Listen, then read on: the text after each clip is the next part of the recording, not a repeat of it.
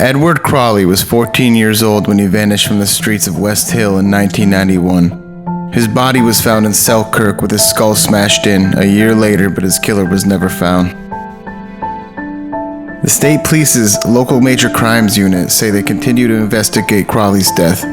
The teen, who went by the nickname Mitt, was slightly built, had an angelic face, played Pop Warner football, and was described as very energetic.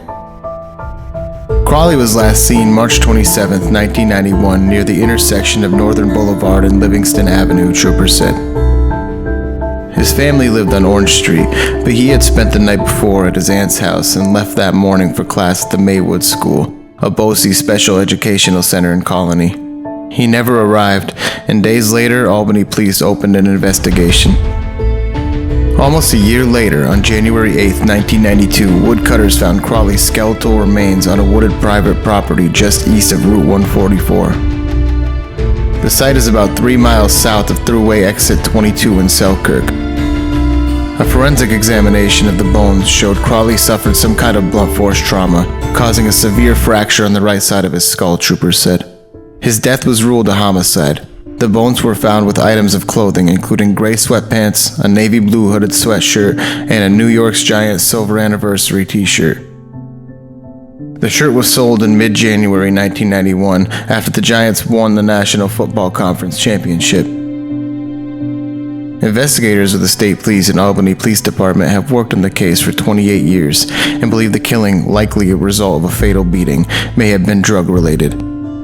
Young friends cried and said they knew nothing, but admitted he was selling weed.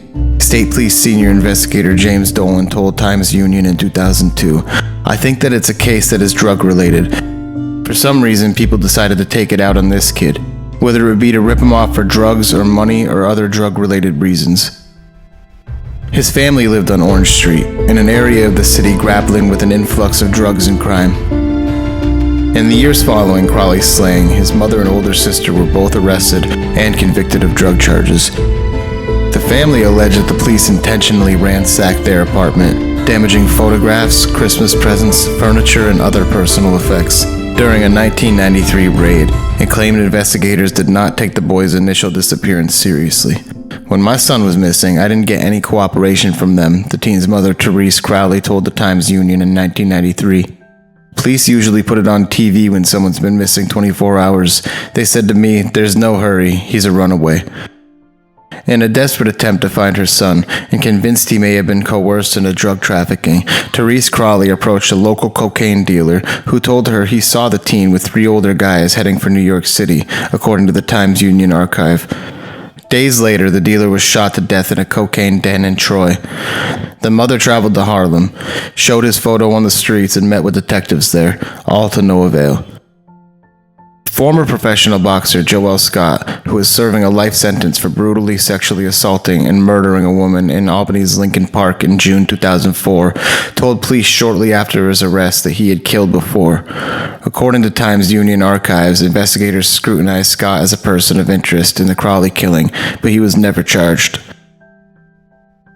Police did not immediately respond when asked if Scott still remains a person of interest.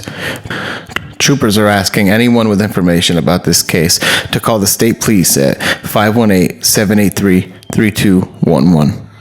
What do you guys think happened?